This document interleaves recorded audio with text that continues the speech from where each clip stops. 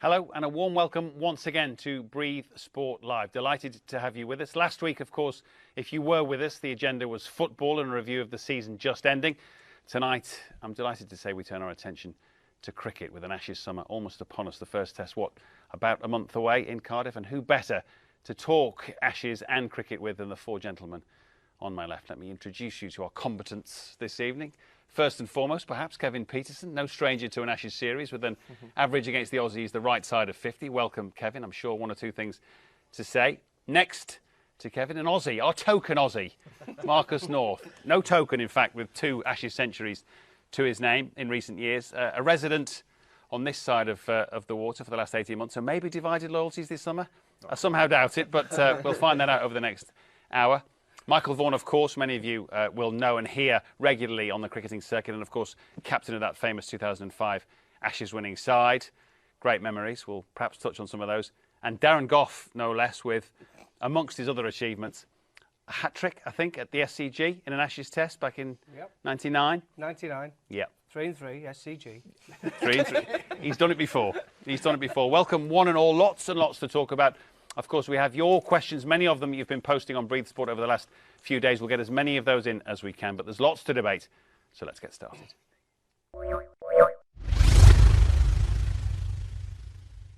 And where better to start than with the news of the day, really, in cricketing terms. Topically, today of all days, Matt Prior's decided to call it a day, perhaps injury and age catching up with the England batsman and wicket-keeper. Now, who should I talk to about Matt first? Maybe Michael. Maybe Michael as the diplomat amongst the panel. I thought it was cue straight to Kevin, really. I mean, it's always sad when you see a player leave the game. I still, would have watched and thought that he'd had 2 or 3 years left in him if he'd stayed fit. But what he produced for England in that period of 2008 to 2012, the energiser at number 7. Every time he arrived at the crease, he would cause chaos for the opposing captain, come out and attack. It was almost like the Gilchrist of the England team of that era. And his keeping got better. I remember, I think it was me actually, dropped him in 2007. He dropped something like 12 catches in Gough on a trip to Sri Lanka. He just couldn't get down to his right, to Ryan Sidebottom's left armers.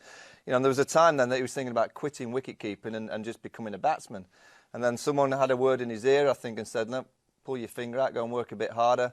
And with brute French, he arrived back on the international scene about 6 months later and worked as hard as any wicket-keeper for a 3 or 4 year period and produced some real consistently with the gloves as well. So sad to see him go, but he's had a tremendous career. Why is he gone? Do we know? I think the others will know better than me. Was it his injury? Just Achilles injury. Yeah. He said he couldn't get back to his best, and the big cheese has got his cycling team now, hasn't he? So it's perfect for him. He was a fantastic player. I think what you said there, Michael, I mean, he was in era. There's Fozzie and him and Chris Reed. 3. He was probably the worst gloveman of the 3. But what a player he was. I mean, you just got to remember, Matt Prior now is when you realise he averaged over 40, batting at number 7 for a wicket-keeper. We would been crying out for someone to go in at number 7. We used to have Alex Stewart, but he used to bat anyway, but sometimes about 1, sometimes about 3, 4, 5, 6 or 7. But with Matt Prior, you knew he was going to go in at number 7, and to average 40, it was what England had been missing. I think that was the final piece in the jigsaw. I know they had success in 2005, but they needed to go on from that then. And I think he fit that bill perfectly, Matt. I think he'll be disappointed, and if he was on here now, he'd be the first one to admit. I thought he'd go on and be an absolutely superb one-day cricketer for England. I thought that was his biggest talent.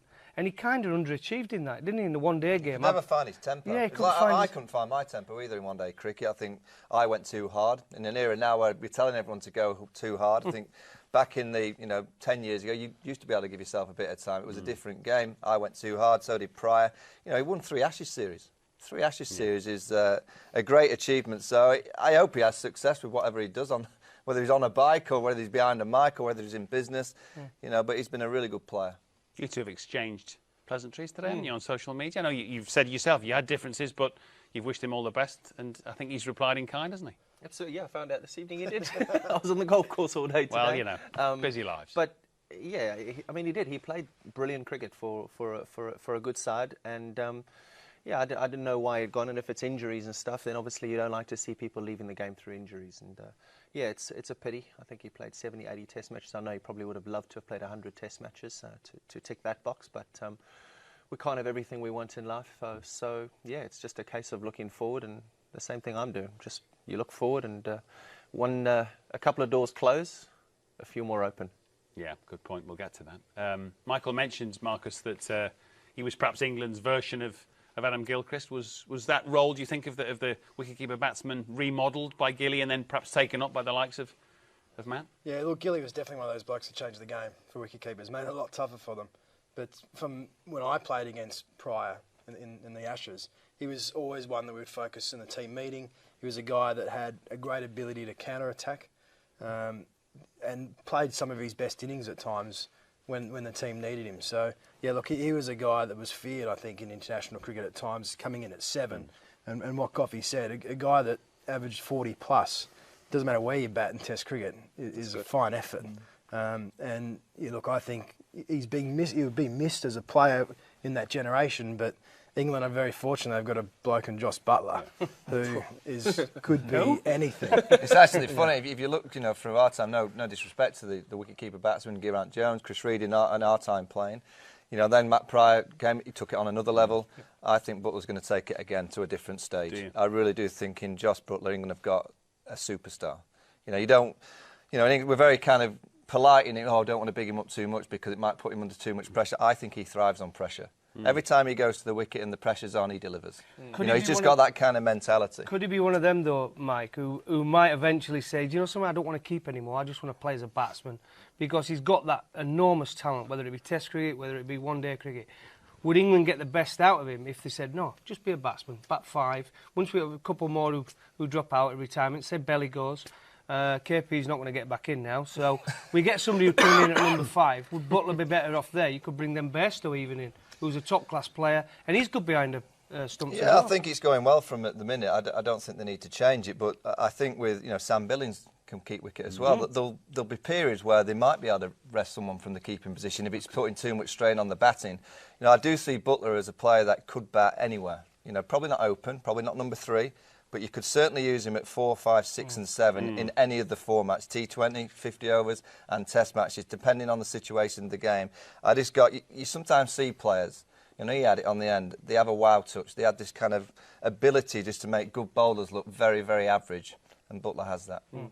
Interesting. Options. And as you all know, certainly 3 of you have experienced English cricket, tends to be a bit of a roller coaster. It's either very much on the up or it's on the slide and it's a nightmare. Now, we've got 2 Yorkshiremen on the panel, a third, who has his view on most things, Mr. Boycott, talked recently of Yorkshire beating England and having a better selection of players to pick from than the national side. Michael, you kind of backed that up, I think, on Breathe, with the idea that not only could Yorkshire beat England, but they'd probably do it in 3 days whilst smoking cigars, I think was the quote, wasn't it? Well, look, everything Boyk says, you kind of take it and he makes some really good points, but then he goes a little bit beyond. And I think in this respect, if you actually look at, let's go through the teams. Yep. Let's pick a Yorkshire team, and I go Lyth, Alex Lees, Balance, Root, Johnny Bairstow, the skipper Andrew Gale at 6, Rashid at 7, Bresnan at 8, Plunkett at 9, Jack Brooks at 10, Ryan Sidebottom at 11. So no overseas? No overseas. Yorkshire team, pretty much all born there. I would say that they would give England a very, very good game of cricket. No question. Whether they'd win, I'm not too sure. Certainly not in 3 days like I suggested on Breathe, but they would give England... cigars. yeah, they'd have maybe the odd cigarette. But they would definitely give England a game of cricket. No question. Hang on then, isn't it? He's having a year in a couple of weeks. Did you actually see? Yeah. It would have been an England team what were picked by the selectors for the World Cup, but it wouldn't pick a team what were put out the other night against New Zealand and put in that sort of performance. With that mindset. Would be in the Yorkshire team. Oh, would he? So yeah, Yorkshire takes preference over England? Yeah, absolutely. Yeah, the Yorkshire team. So you can pick who you want and then England get the rest. Yorkshire. So Joe Root plays for Yorkshire, Balance plays for Yorkshire, Lyth plays for Yorkshire, Rashid plays for Yorkshire. Who's going to, it'd be a good game. It really would be a close contest. I think if you go through some of the other counties, you said they'd give England a good game. We used to play England versus the counties. Well, we would do. I've seen it. I've played in the England versus the counties. Well, let's pick an England team without the Yorkies in it. You go Cook at the top. Who's going to open with Hales? Halesy. Who's going to go 3? Bell to 3. Jason Roy at 4. Jason Roy at 4. Not Taylor. No. Jason Roy at Hang 4. on, you Hang on, can't you- just pick your mates in there, Kevin. No, Yes, and Roy at 4. I was going to say you could put yourself back in. All the bets are off here. You can pick play. yourself. No, he's been blackballed. He's not allowed to play. All right, okay. Not allowed Well, to play Vaughan, he's again. dropped you. I picked you. He's dropped you. Yeah, go on then. Number 4. Roy 4. All right, you go, Roy. 5. Bell. No, Bell's 3. Bell's 3. Butler. Butler at 5. Butler at 5. Spinners, Ali. 6, Ali. Stokes 7. Then you've got the bowlers, Anderson, Broad, Wood. Wood, Jordan. There's a team. Overton. The You've got bowling loads. attack's better. Yeah. The bowling attack's better. I'd say the Yorkshire batting lineups as strong. Yeah. I would, yeah. Okay. So We've done England Yorkshire we got versus that, England. right? No, Yeah. no. We got that then. England. You're not buying it, probably Kev? beaten- No, I'm not buying the Yorkshire's batting lineup being better or as good. You've got Cook at the top. He's got 9,000 runs by the age of 30. Just saying, it's as good. You got Root in that middle order, balance in the middle order. Johnny Bairstow, he's gone 6 innings this year. He's got 450s, 2 centuries. Little Rash coming in at 7. He's got the stats to back it. But Michael. does that tell you? Does that tell you more about county cricket than it does international cricket? It could do, yeah. You've seen a lot more of it than I've done over the last few years. But does that tell you more about county cricket than it does about international cricket? All it's saying is Yorkshire's strong. New South Wales. for Yorkshire 20 had a strong side. Yeah, New South Wales. don't You beat could have them. the same argument over 20 years that they've had half the Test team. Well, 7 of them. haven't 7, they? yeah. So that's true. you could have the same argument there. But It'd there'd be a only tight- be it'd two. be a tight There'd only be game. 2 or 3. So Rashid, Balance, Root. Yeah, live. Oh, and live 4, right. Okay. Well, we'll come back to that perhaps in due course. Glenn McGrath's had a word on the Ashes. He generally does. He as in my experience, always suggests a 5-0 scoreline. And actually, last time he was right. Last time he was right. He's gone for it again. Marcus, is that just shooting from the hip or what? That's just being pigeon, I think. I think, when you guys beat us 3-0 a couple of series ago, I'm sure he said 5-0 there. He just does it for a bit of a laugh. But maybe this time around, he's probably got more chance of it actually happening. Oh, here we go. Should let the blue touch paper, Kevin. Do you really think it could be? 5-0 could be. Look, my prediction is going to be 3-1, but very limited experience I had in the Ashes. 09, when there was a Test match that we should have won, hands down. Anderson, Cardiff, Anderson and Panesar batted out for 14 or 15 overs.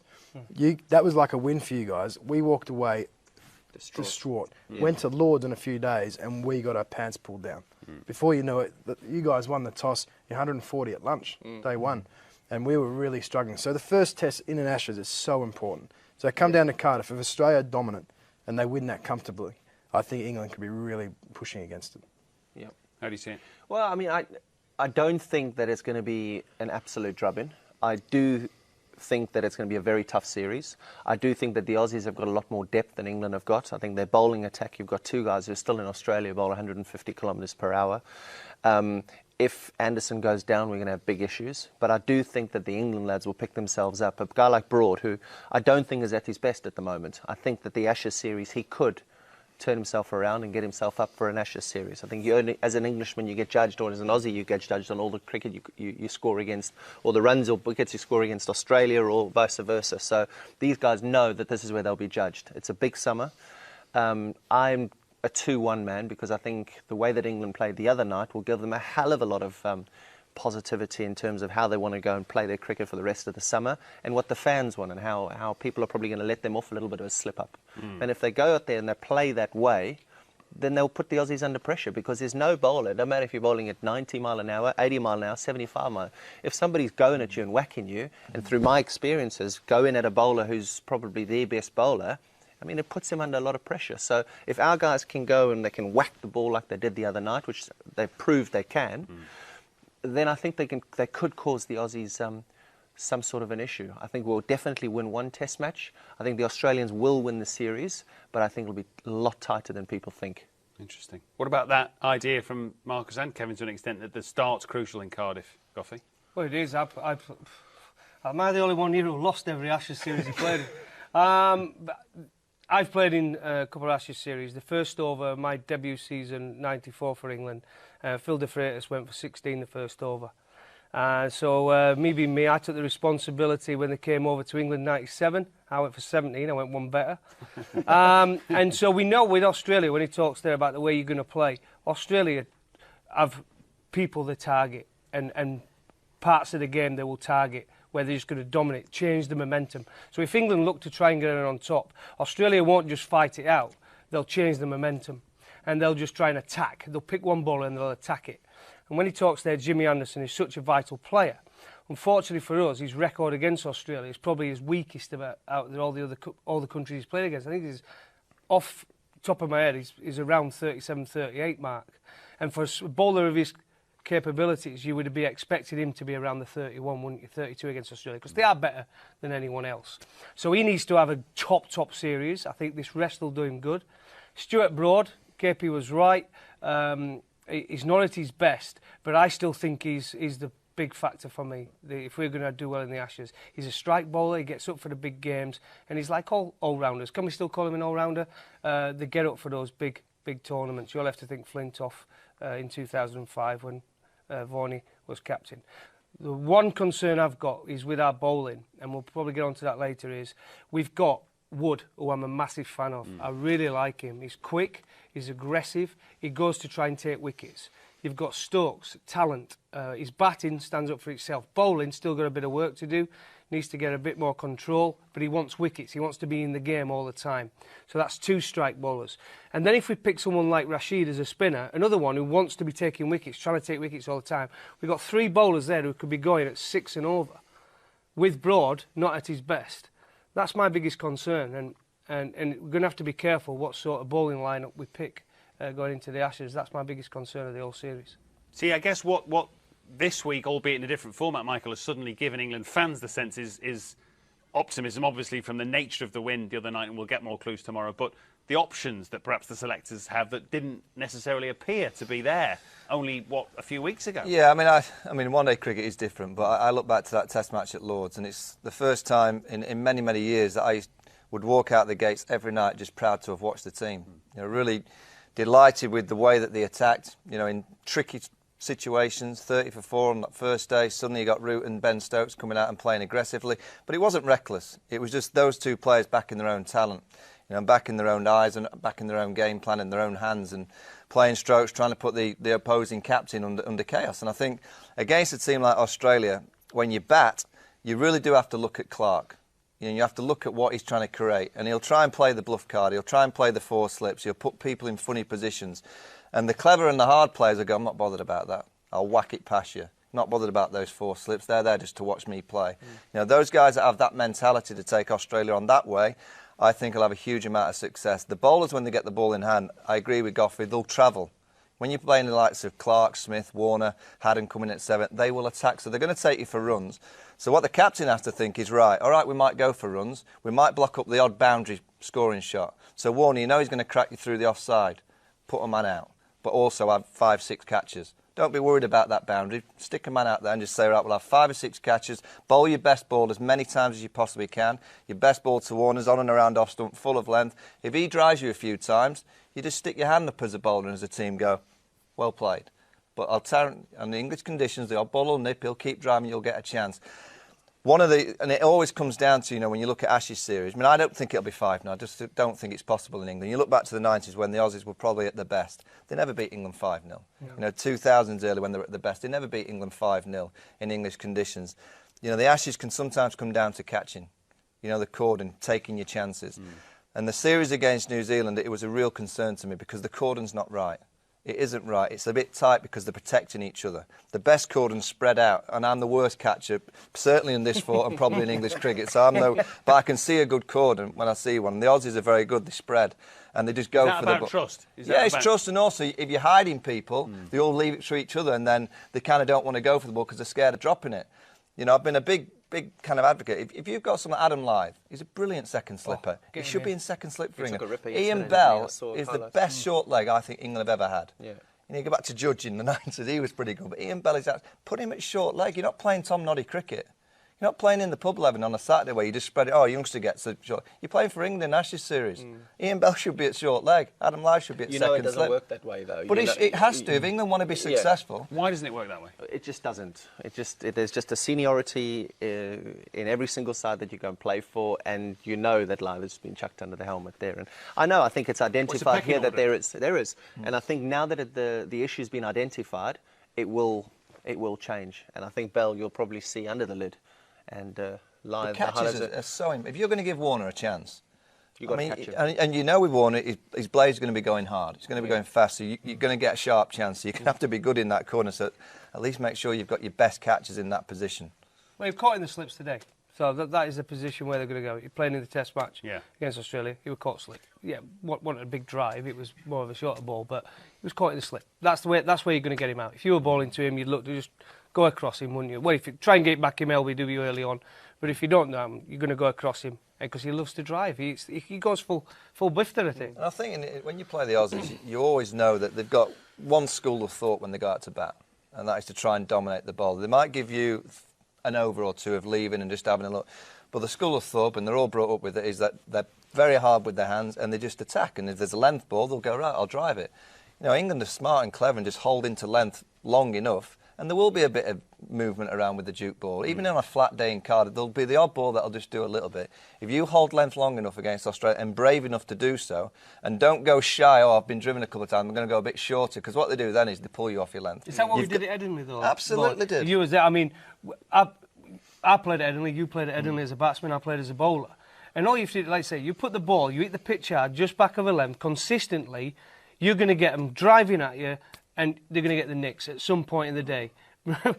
4 for 20, what was it? 4 for 40 off 25. Steve Oldham, one of our coaches, used to say all the time. I never got that, by the way, but it wasn't my type of bowling. But our bowling at Edinburgh, we were either too short or too full. I mean, I do think now for a couple of years, every time England have played against a dominating batting lineup, a batting lineup that you know are going to come at you, I always feel with them that they go safe into length too soon. They go a little bit short to try and get a dot or two into the bank, into the kind of the figures of their own bowling. You've got, even if it means just taking one of your slips out and going a bit straighter and saying, right, just go top of off, just continuously bowl into that length and get them coming forward, because the Aussies will climb all over you if you suddenly start going short. They all play the cross-batted shot so well. You've got to play Australian players play with a straight bat. And if you're doing that, they might play well for a few hours. Hold your hands up, but keep staying in there. And they keep playing with a straight bat, you'll get the opportunities with the odd ball that moves around to take your chance. Let's talk about the other end of the equation, the English batting. Alistair Cook's had, in a different way, equally tumultuous couple of months to yourself, but you've talked on Breathe about him having the chance to possibly surpass even Sachin Tendulkar's all-time Test run record. So you obviously feel he's still got an awful lot to offer. Absolutely right. I mean, I said it on Breathe that you're not a clown if you're sitting at 9,000 Test runs and you're 30 years of age. I mean, he can bat and bat and bat for as long as he can. His back's obviously an issue. I know that his back's an issue. So, I mean, he can go on and just score as many. I mean, if he bats to 35 or 36 years of age, which he should do, he's a very, very fit guy. His back obviously is a little issue there. Goodness, what, you're scoring 1,000 runs a year. How many Test matches? You're scoring 12, 15 Test matches the guys are playing a year. Scoring 1,000 runs. I mean, he's up to 15,000 there already. And Sachin's where? Sachin's 15,500. So, I mean, that's at the age of 35, 36, 37, 38. I mean, Sachin played till he was 40. So I don't think it was a daft comment. I know a lot of people didn't think it was a wise comment because it was Sachin. But at the end of the day, you look at his numbers, you look at his age, and you think the projections in terms of what he scored and how quickly he scored his runs over the last 3, 4, 5 years. I know he's had a little bit of a blitz here in the last 18 months, but I think that was because of one-day cricket, playing too much one-day cricket, trying to force the issue, trying to drive, got himself into bad positions, lost his off-stump. The way he played against New Zealand, where Bolton Southey bowling beautiful deliveries, he knew where his off-stump was. He's leaving the ball. He played the way Alistair Cook played that scored him all those runs. Marcus, is he still the key wicket for the Aussies? Yeah, I think there's a trend. Yeah, I think KP, you just said that he knows he's off stump now. Yep. And that's where the Aussies would be targeting him. They still will. They'll still try and get him driving, fending out there. But I think if my memory's right, before the Ashes back in 10, 11, when he broke all those records and smashed them, you know, he had a little bit of a tough time, I think. I think he got 100 against Pakistan in that last test match, and there was a lot of talk about him being dropped. He might miss the Ashes. But he found that form and he came in really hungry and he dominated. And he's just in the same kind of patterns happening now. The only thing is, Ryan Harris started his issue in 2013. Darren Lehman, Michael Clarke and Ryan Harris put together a plan, and it was incredibly successful, and it hurt him for 18 months. That could be his issue this summer. I don't want it to be his issue, but Ryan Harris, people talk about Mitchell Johnson's pace, Mitchell Stark's swing and how fast he is. I promise you now, played the guy over the last 3 or 4 years. He is a machine, that bloke. He is one of the best bowlers I've ever faced. Is he going to be right for the Aussies? I don't think he's involved in this Test match. His wife's they're having a baby now, Okay. middle of June. Wrapping him in cotton wool. Yeah. And Right. They know how important he is. But you know, if you look back to 10-11 when he scored over he wasn't in the one-day team. And then he started off in the one-day team. He did pretty well. You opened the batting with him in Abu Dhabi, Dubai, and scored some nice runs. He had a good time. And then he almost tried to prove to everyone that he was a really good one-day player. And he went chasing the balls on channel, and that right foot was going too far over. And then all of a sudden he went back to the Test game. And it's so difficult for the lads these days who, don't have a natural kind of technique that will work in the Test format in the 2020s and the 50s. When you play a different way in the formats, then it's your mind goes all over the place. And it's very difficult. So he had to change his technique to try and accommodate himself in the 50-over team, and that really screwed him up in Test cricket because that ball that was coming back was his issue. And then all of a sudden that ball on 4th and 5th stump, because that foot was too far ahead, he was playing with half a bat. And now he's not playing one-day cricket. It's not the silliest thing in the world to think that he could surpass Sachin Tendulkar. He's 30 years of age. 30 years old, and he's playing in the last 5 matches in the West Indies and against New Zealand as well as I've ever seen him play. Really? The New Zealand attack's quality, and it was swinging around. It wasn't going straight for that many deliveries. It was always something in the air. And I always look at Alistair and think, if he can play a solid forward defensive on-off stump to a ball early in his innings, to a Southey or a Bolt, his balance is excellent, his movement's terrific, and he did it so consistently. So his technique was looking after the best balls. If he takes that into the Ashes, what the Ashes brings is mental, though, strain. As a captain opening the batting in the big Ashes series, Cardiff is so big for him because if the team don't have a good time in Cardiff and he doesn't have a good time, everything builds up and it's very difficult to drag it back as a skipper. So he has to start well and the team have to start well. Conversely, obviously, if it goes well as a batter, as a captain, it gets easier, doesn't it? Yeah. But that's what I'm saying. I think he is a top player, Alistair Cook. I've known him since he was 15. I saw him at Essex. Fantastic player. Same player now as he was then. His technique then was probably better than it's been that last 18 months until you've seen him getting runs of late. His big test, the ball's going to be coming down 10 miles an hour quicker, and these guys are accurate. You just mentioned Harris and Stark. They don't bowl many bad balls. Johnson's the only one what might give you a few early on. But I just don't know with Alistair whether he'll survive another bad series. He's had that bad run 18 months, and now he's been done really well in the West Indies and against New Zealand. As you're saying, the captain is only as good as his team, really. And if he doesn't get off to a good start, and England don't, I can tell you now what will happen. The media will be straight on Alistair Cook's back again. He has to score runs this summer. His difficulty will be he'll lose the captaincy. Yeah. Whether it's this summer, if it goes wrong. If it goes right, he might lose it. He might go, that's me done. Yeah. So it'll be whether he can mentally play as a player. Yeah. Once you've been the captain for 4 or 5 years, can he go back then and just be one of the lads and play? Some people find it very easy. Nasser struggled with it. Others did it very well. I think Gucci did it pretty well as well. Stewie found it quite nice to go back. Is that a mentality thing, do you think? Yeah, some players and people, I don't think I would have been able to do it. I didn't get the opportunity. My knee was gone. I was playing terribly, to be honest. And they did the right thing, not even looking at me. But I don't think I'd have been able to do it. I was so used to leading the team and being the spokesperson. I don't know if I'd have been able to do it. I think Cook might be that type of person that can do it. He's such a lovely lad. I think leadership is not something that comes naturally. It might be something that helps him and might even help him go on to surpass Sachin Tendulkar's record. So who knows? That'll be a key period when it does go, how he reacts to that. Well, we'll get on to who might eventually supplant him in due course. But you've had a couple of things to say on Stuart Broad, haven't you? Some positive, some negative. This was on Breed. He talked about his bowling, which you say has been stellar of late. But when he's got bat in hand, you say, Broad's little more than a walking wicket. Well, that's pretty much spot on. I don't know where the issue is there. I actually, Headingley, his batting came back a little bit. It's really difficult when you've been hit on the head. As a top order batsman, we've probably been hit a few times, and it's tough the next time out and the game after. But eventually, as a top order player, you go, right, look, I've been doing this a while. You kind of tell yourself, you've done it, you've got out of the way of many before, just carry on. As a tail ender, when that happens, I think it must be the most difficult thing in the world. And clearly it's had a massive effect. He'll tell you. Him and the likes of Ashley Giles, every time someone was bowling quick, I guarantee Gough or Jala were next in. It always used to make me chuckle. I had a flashing light on my head every time I went in. At one point, everybody thought I was going to be this all-rounder. I was never an all-rounder. I was someone who just used to love going in and playing a few shots. And I came off now and again. I scored some runs. County cricket, I scored runs my whole career. Consistently, I average around 24, 25. But when you get to Test cricket, it's a different ball game. Once they find a weakness, I played against Australia, then played against the Windies, then played against South Africa. They had the 3 quickest attacks in world cricket. It destroyed me. Mentally, every time I went in, my feet were just like in super glue. I didn't want to go anywhere except that I ain't going past that white line. If I go past that white line, I'm going to get sconned. And it does, and it has an effect on a tail ender, and that's why we're batting there in the first place. Stuart Broad's a bit better than a tail ender, but he took a massive hit. You watched that hit the time and time again. And obviously, the biggest mistake he made was telling everybody about it. I was amazed by that. In the winter, I couldn't watch. You know, every time he walked out, I just go, no, I can't watch this. You knew it was only going to be a ball. Because you could see in his body language. I could see, yeah, and he was backing away. He played a shot against Southey when Joe Root was 40-odd out of the non-strikers end, 7 down. Backed away and he got caught mid-off. And it was a disgraceful dismissal for a senior player. But you knew what, you kind of think, mentally he must be going through utter turmoil. And then all of a sudden, you know, I think in the New Zealand series it's just been, he has got a little bit back. You know, he started to get in line. And I think the best way that he plays is just go out and swing. I just think he plays better himself when he's just swinging at the ball.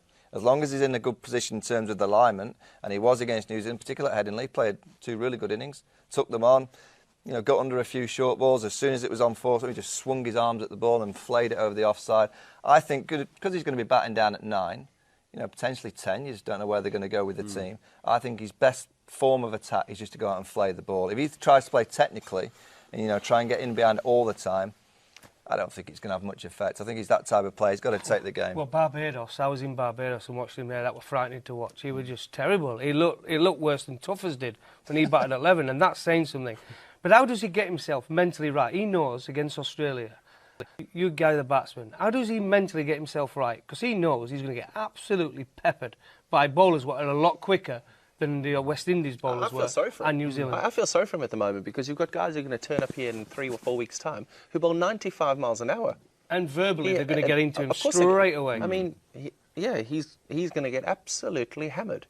And that's something that really worries me. It worries me a hell of a lot. And it makes me question his selection on the side. I would say if he's looking, you know, forget the pace, but if his mindset is right, I'm looking to score, at least you know he's staring at the ball. Because you're looking to hit the ball. If he's going out thinking, I'm going to duck and weave, I'm going to get... There's a little bit of you that'll take... He will be though, Mike. As a tail ender now, what he is, he'll be thinking exactly what I would have been thinking. Right, I'm just going to keep my eye on this ball because they're going to bowl at my head. But he played well against the Kiwis. He got a little bit back. Mate, this is Tim Selfie, Bolt and Henry.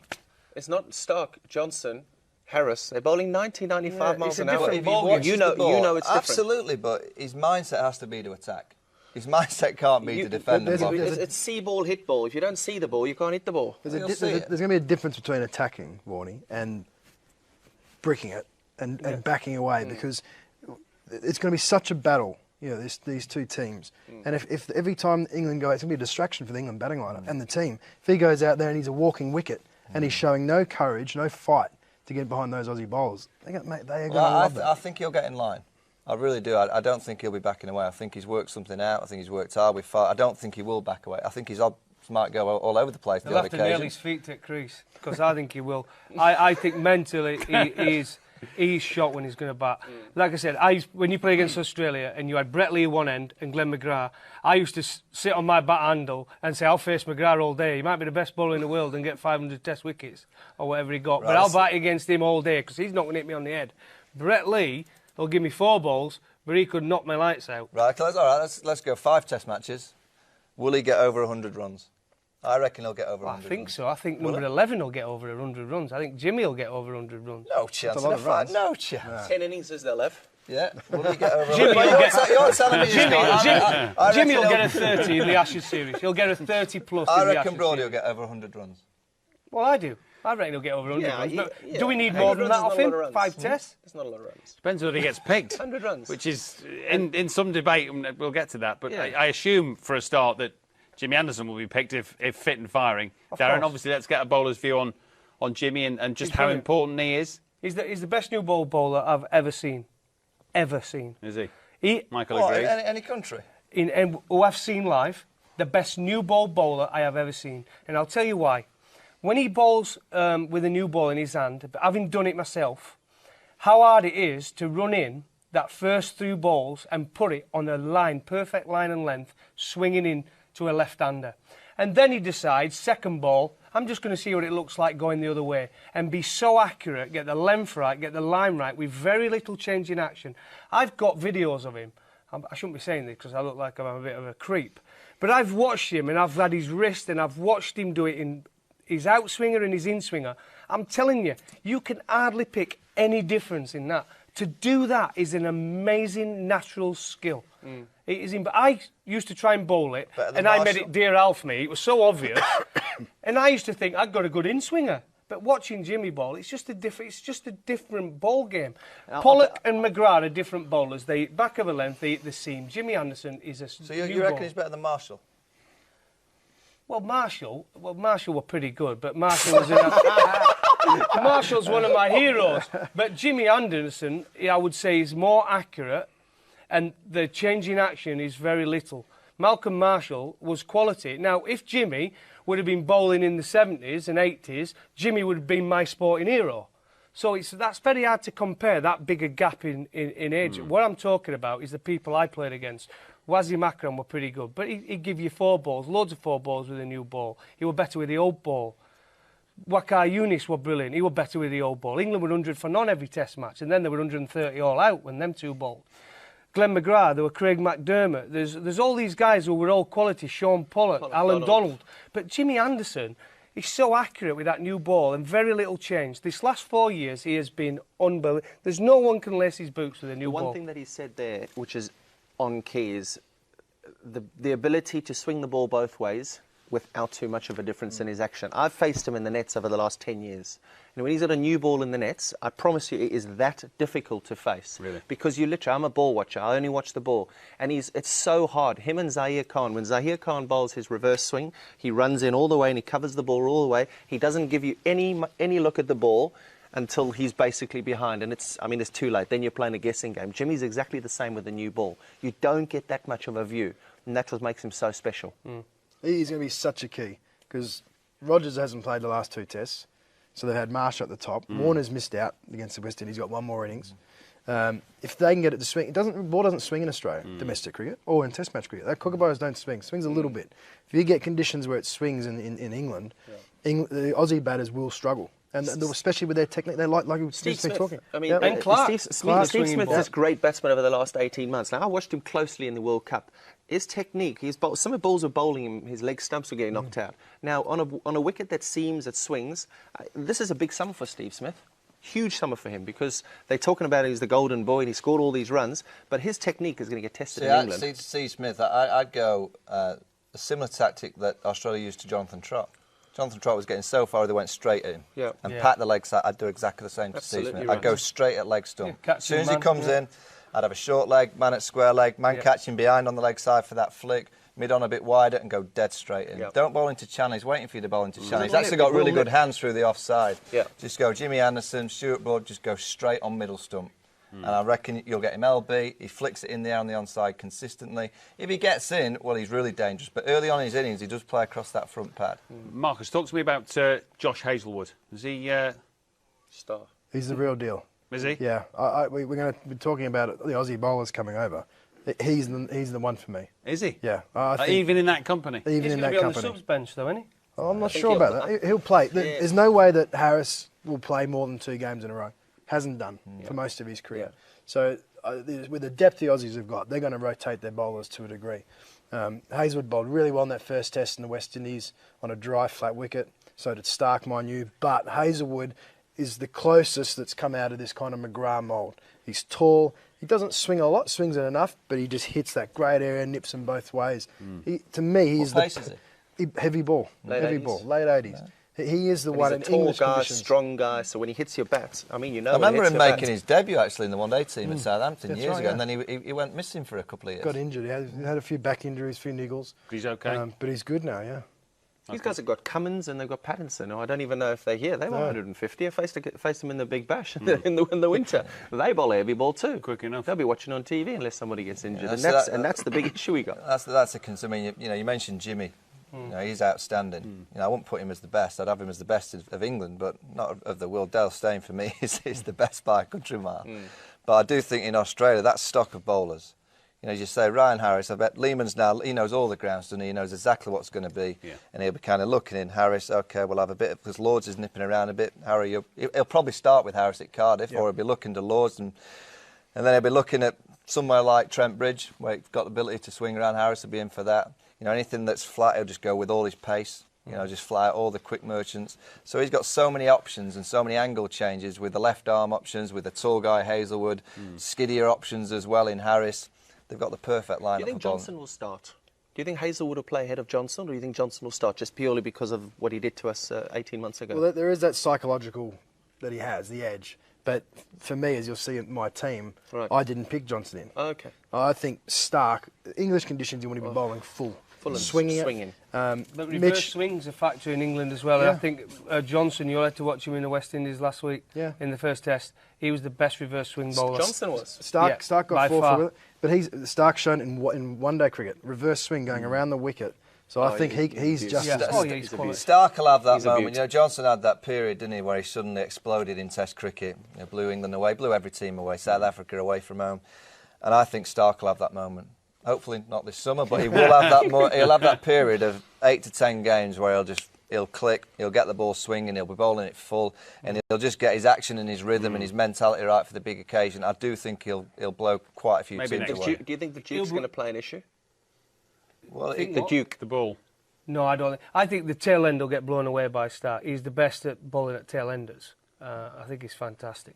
Let me just get this thing on Jimmy straight, because she tightly... no, seriously, because what they're doing here, slightly... What I'm saying, he's not the best bowler I've ever seen. I'm saying he's the best new bowler. That first 4 or 5 overs, if I could have someone to bat bowl for my life, I'd say Jimmy Anderson. There you go, mate. Ball on that first, like he did at Headingley that morning. Oh, Jimmy, give Jimmy the ball. But now, Dale Steyn, if we're talking now present bowlers... Over 5 days on a flat pitch, I'd rather have Dale Steyn bowling I'm for glad my you life clarified than that, Jimmy some Anderson. blokes in white coats at the door were just wondering what was happening. There's a difference between a new bowler and someone bowling should have over seen a his test face match. when you said that. Really? Big lad, we've Coming got out of his it. ears. Let's look at some key matchups. Cook and Clark as the 2 skippers and the 2 key batsmen. Who has the better summer, Michael, in short? Well, I think Clark's with McCullum as the best captains in the world. I just think they see the game quicker than any other captains. I think they know how to play the kind of psychology cards. I think they know how to play the game fast when it's going their way, when to just drag it back a little bit. I think he's learning how to use line really well. You know, and on flat wickets, and they are going to be flat and they're going to be dry, your captain's got to be very, very good at dealing with spin. Okay. You've got to know exactly when to put the spinner on, when to attack with spin, when to just sit back with the spin. And I think in terms of captaincy, I think Clark's the better captain. Okay. In terms of batting, I think Cook will have a tremendous summer batting. Speaking of spin, here's perhaps some will say a mismatch in terms of a matchup, Marcus. English spin versus the Aussie batsmen, such as England have spinning options in either Rashid or Moeen Ali. Is that a mismatch? Well, my worry for Moeen and the England cricket team is I just think it's going to keep being a distraction for him. It's always going to be talked about in the media about Moeen, because he's not an out-and-out spinner. This guy's always been a batsman that's been a part-time spinner and has found himself now batting well down the order. He's in there as a spin bowler, so there's always going to be that distraction. You look at his figures; he's actually done okay. I think he averages about 33 with the ball in Test cricket, and that's good as a frontline spinner. But we know the Aussies are going to absolutely take. As soon as he comes on, doesn't matter what conditions, what time of the game, they'll be running at him. They'll take guard halfway down. And they did it to Swanee. They did it to Treadwell. Yep. I mean, they did it to all the off spinners. I mean, Buff just doesn't think off spinners should be bowling. Right. And dismissed. It will happen. And that's going to put Cook under a lot of pressure. Okay. Yep. You're talking if the ball stops swinging, Anderson doesn't get the ball to swing, Broad's Wood leaking a few, and you haven't got a spinner that can play a role. It's going to be tough on Cook. Kevin, what about the wicket keepers? Butler and Haddin. Who has the better summer? I mean, I agree with Vaughan. Joss, I absolutely love. I've loved him since he came into the side. I loved him before he came into the side. I just love the way that he plays the game. Brad Haddin is tried and tested. He's a tough cricketer. He's going to be very vocal behind the stumps. Joss is a quiet lad, goes about his business, does the business, and he will be a superstar. Yeah.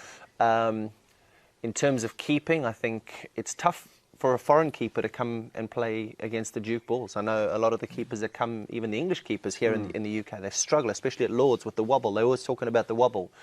So I reckon I'm going to go 50-50 on it, but I do think that if I was going to edge in anyone's favour, I'd go Butler's favour. Just fresh, full of energy, exciting, just the way that he plays is good. I know that Haddon will counter-attack, and that's the way he plays his cricket, and he'll be very vocal from behind the stumps, but I'm a big Butler fan, big.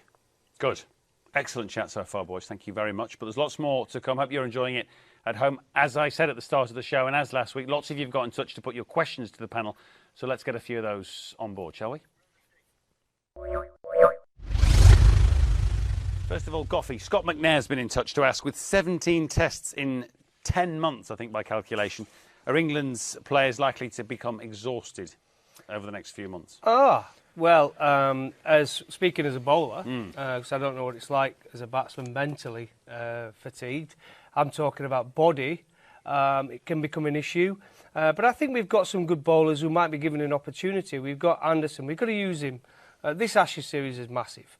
And I know now he wants to get to 500 test wickets and going. I think he'll go on and get 550. I really do. I think he's got at least a couple of years in him. But we'll know more after this summer. If he has a bad series, it might be that time. You know what I mean? So it's a difficult one. Broad will definitely have to be monitored. But we've got some good fast bowlers. We've got Woods. He looks as though he could run through a brick wall. Stokes looks a man mountain. He looks powerful. This Overton at Somerset is taking wickets. I know Surrey have got a good couple of fast bowlers if they can stay fit and strong. So they might need to rotate in order to maintain. I think, and there's Footit at Derby, who you only have to look at the wickets he takes. At some point, he's got to get recognition at the highest level. We've got plenty of fast bowlers. It might come down to if England can find a spinner to hold an end. Right. And that's away from the quick. Because because if you've got a spinner that bowls your overs, the seamers don't have to bowl as many. Right. Yeah. Now, if the spinner's being smashed out of the park or not being able to hold an end, not bowling the overs that he should, the likes of Anderson, Broad and co are going to have to bowl probably 20% more than they would do in every game, and that certainly will take it. Who's your spinner then? Who's your spinner? Who's your spinner for this test? Rashid. Yeah. I'll definitely go Rashid. Right, so you're all going for a spinner who could go around the park. So what you've just said, all of you there, but we need to keep it tight because Wood and Stokes could go around the park. No, we're now picking a leggy who could go around the park. We said there'll be an issue on the fast bowlers if the spinner goes and I think he will, so I'm going Batty. Yeah. Who? Okay. Gareth Batty. We'll He's come the best back to spinner. that. You speak to coaches, the best spinner in the country by a mile. You've got Joe Root and Adam Lyth. They can hold an end. As your Rooty bowled as well You as can't bowl him down Marinelli. an hill. I mean, he's holding an end. That'd be like bowling you in a He's test holding- match for look, 25 I'm telling you, overs. they haven't got an off spinner that is quality just at the minute. Gareth Batty, the best one in the country by a mile. Nah, I love him to bits. It's He's an a good interesting lad. point, but we need to get some more questions in. Sorry. Rahul wonders, Vaughan, whether you could promote Root to 3 and Balance to 4. You should have your best batsman, he wonders, at 3, a la Ponting, Dravid, etc. Yeah, I wouldn't move Root. No. I'd move Bell. Move Bell. I'd move Bell. I think Bell's at that stage now, and he's a wonderful player, but he's the most frustrating player to watch because he loses his mind too quickly. For such a good player, you know, his actual movements are always the same, but his mind thinks differently. Okay. You know, he always seems to get out, when he's out of nick, to the trap. You know, he has a 4 slip cord and little outswingers, and he'll just dash it one. You know, the trap's been set, leg slit's been put on the off spinner, trap's been set, he flicks it straight in the hand. So mentally, you know, he is fragile, Ian Bell, and I just think he's played 100 test matches. The best way to say to him, right, come on, come back with us, we trust you, get to number 3, put Balance to 4. Should have been batting there for the last 2-3 years, Belly. Okay. Yeah. Tej Takarkev asks whether those fine, upstanding gentlemen at the ECB should not look closer at Ravi Bopara. In the test side? Shorter format, I beg your pardon, shorter format. Oh, in the shorter format, Yeah. I'm a big Ravi fan. Yeah. I mean, you don't get picked in the IPL if you're a rubbish player too. And he was one of the players who actually performed really well. I think he might have played more games than the captain of the ODI side. He brings batting, he brings bowling. He's been one of these players that just hasn't been trusted in the positions for long enough under whichever coach he's played. They've gone from opening the batting 3, 4, 5, 6, 7, bowling one game, not bowling another game. Told he's not playing in a series against India last year because he wasn't doing enough when he was the best over the last 18 months in terms of all-rounders numbers. He then plays the whole winter and it got dropped the night before the game against Australia. I mean, who makes these decisions? I don't know. Just ridiculous management. And a guy like that, all he needs is an arm around his shoulder, said, right, Ravi, you're going to play now for the next 12 months, and I want you to deliver match-winning performances. He'll win matches, and he can still win matches for England.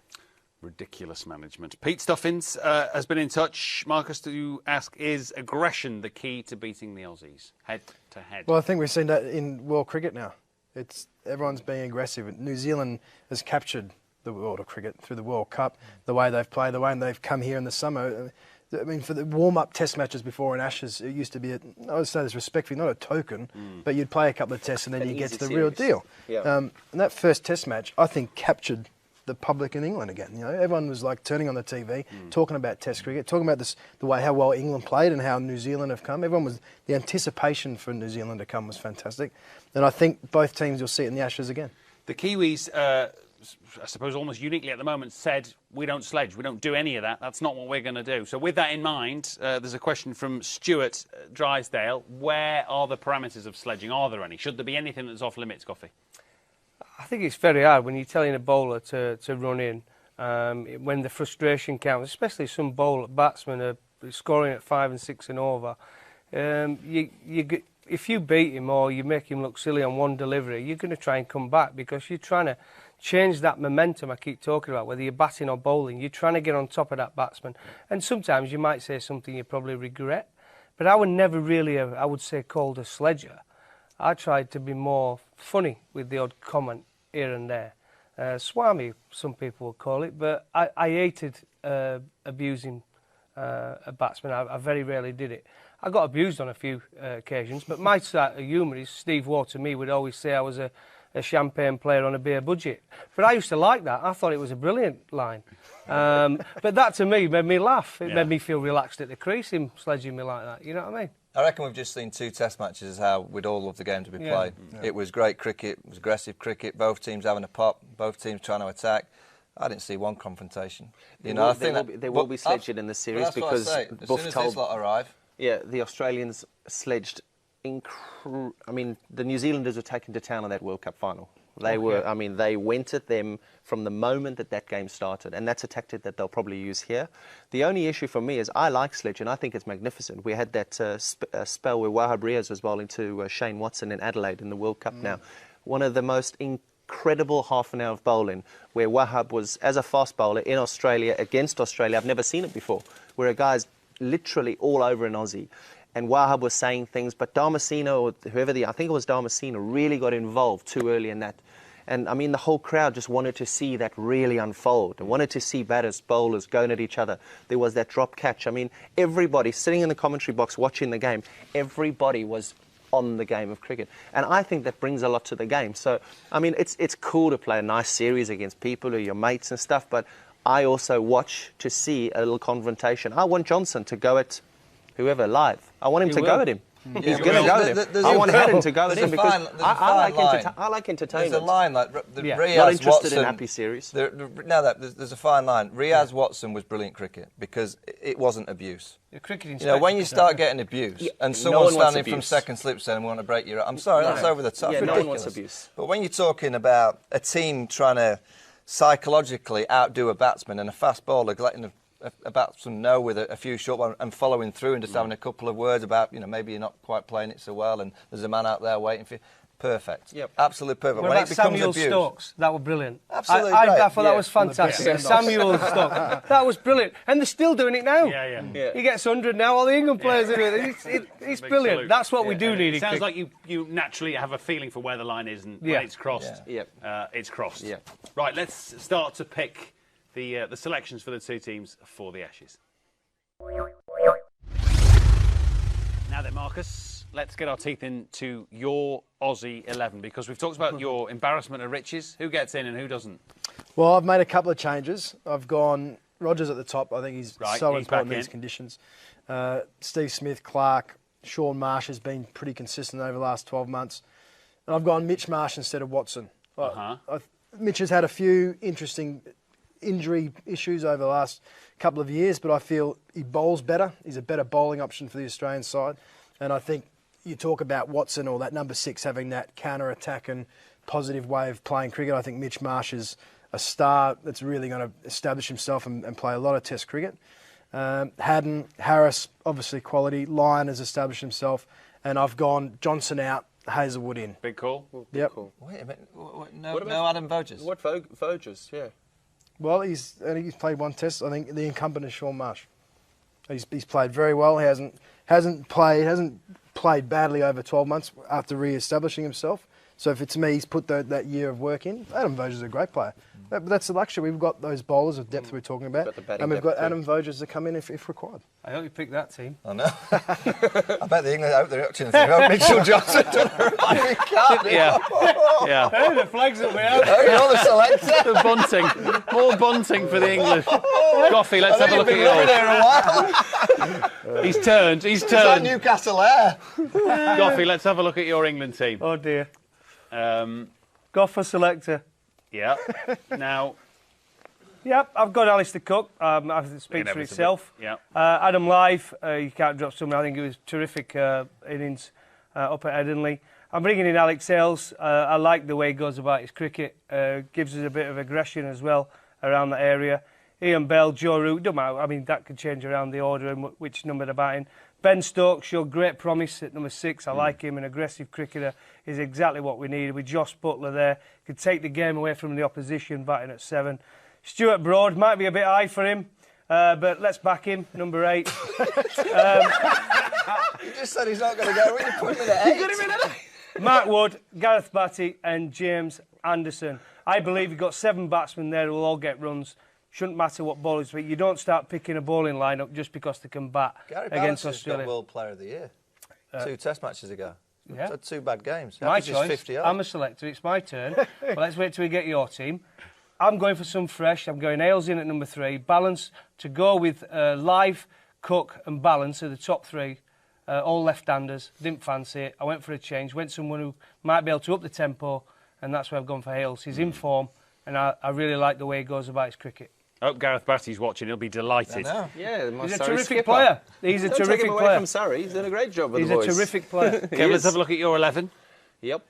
I've got a few in there. A couple of changes. Obviously, Cookie, Live, Bell, Roy I've gone in. I've dropped Balance out the side. I've taken Balance out because I just haven't been impressed with the way that he's played his cricket over the last 6 months. And he might have got this World Player of the Year award, but just at number 3, you cannot have a number 3 who doesn't get his right foot outside the popping crease. You just cannot have that. And the quality of bowlers that the Australians are going to bring to the country in the next couple of weeks, you can't have that. You need somebody like Bell, 110 test matches, being positive, driving, pulling, cutting, played beautifully against him a few years ago. Jason Roy's a positive player. Jason Roy's a guy who can go out there and whack the ball. Jason Roy, Alex Hales, I'm not too fussed. Roy's my buddy. Roy gets the nod. Root, obviously, Star. Stokes, another Star. Star was born in Perth, and he hasn't been treated well. I just hope over the next 12 months, 14 months, whenever it is, he just gets given the go-ahead. Josh, superstar. Adil, definitely for Rashid, for Moen, purely because he's a leg spinner. Takes the ball away from the bat, bowls are googly, he can't place it, and I think an off-spinner the Aussies are just going to nail. I've dropped Broad because I don't think Broad's at his best. I don't think Broad can bat at the moment. What you were saying at the start of the show, that for England to be successful, Broad has to be successful. Yeah, I did say that. But he's not in your team. How can he be successful? He's not no, in but your at the team. moment he's not. He's not. He's not playing good cricket at the moment, and I don't think that he warrants a place in that side. He can't. And what Jordan brings to the party too is a second slip or a third slip. We've been suffering with our catches over the last series and a bit. We're not that good where we can pick a bowler just because he's good at slip. Well, he's a bowler. He bowls late 80s. He bats. One-day cricketer, Chris Jordan. Yeah. I don't think he's a test bowler. He's like, not for me. You're not concerned. He's the next year or so. Yeah, he's the one that they go to. 2 years' time, he might have reached that. Yeah. I don't think he's ready for an Ashes series. Interestingly, none of you agree with any of the others, which is the nature of sport and certainly cricket. Michael, let's have a look at yours. What have you gone for? There you go. Cook, Live, Bell to 3, so that's the move I've made. Bell ahead of Balance. I'm keeping Balance. At number 4, I think he'll be better suited away from that new ball. Root and Stokes, Butler, Rashid's in ahead of Moeen Ali. That was kind of my slash, just to see how Rash. I saw enough the other day to suggest that he will cause a bit of panic, particularly getting rid of the tail. I think England have really struggled to clean out the tail of a lot of the opposing teams over the last few years. I think Adil Rashid will do that. Wood, Broad, Anderson, as it's been for the last 2 or 3 games. You know, I also would like to see a little bit of a flexi order if they do start well, of potentially moving someone like Butler up the order to make the use of the last 20-odd overs of the first new ball. I really do think in English conditions that second new ball is so important. And it can be the moment, like against New Zealand, where England play so well. They were 239 for two at the first new ball. All of a sudden, take the second new ball, bang, bang, bang, bang, all out for 320, 330. So I do think that Test cricket, not just the way I play this year, but I think Test cricket will go down a format that you'll have stage players at certain times of the innings. If the ball gets a little bit soft from 50 to 80, you have to attack it. You have to get 150 in that period. But that's what these have been doing for years. Yeah. Australia playing stages. They go after someone with a new ball, then they'll say, well, they're sitting a little bit, and then some bowler will come on and say, right, we're going to attack here for 5, 6 overs. And then they go. That's what they've been doing it for years, playing You learn from stages. the best, don't you? You learn from you take what's good and try and improve on it. Let's have some predictions then. Scores? I said at the start, 2-1. I said 2-1, yep. 2-1 yep. Aussies. 2-1, Just yeah, checking. 2-1, yep. Just 2-1 checking. Aussies. Marcus? 3-1. 3-1, I assume Aussies, rather than course. your adopted homeland. You're so-and-so. Vaughan? I hate to say it, 3-1. Australia. Going with him, 3-1 Yeah, I hate Australia. it. Gough, Yeah. any chance? 5-0 England. There you go. Have that going with batting. Batty with 57 wickets. With Batty batting. just 60. 3-1 Australia. And just before we go, Kevin, Yeah, obviously with Derek everything that's Underwood. gone on in the last few weeks, Yeah. you will obviously, I assume, to what extent possible, watch this. As a fan, you remain a fan of the England team and English cricket. You'll be rooting for the boys. Always been a fan. And there's so much good stuff in that side now. There's so many talented players there that I want them to do well. I want them to be successful. And I hate seeing England lose. I hate seeing what's happened to England over the last 18 months. It's not been nice. I'm a winner. I like seeing winning. Good man. Thank you very much, fellas, for the chat. Absolutely fascinating stuff. We hope that the cricket's half as good as the conversation. There's lots to look forward to this Ashes summer. Thank you very much for getting in touch with all of your questions. If you haven't done already, you can go to Breathe Sports website to download the app, or you can obviously get that from the App Store, and that's how you get involved with the ongoing conversation from day to day, week to week, and month to month as the summer and the Ashes series unfolds. Thanks very much for watching tonight. Hope you've enjoyed it, and hope you enjoy this coming summer. See you soon.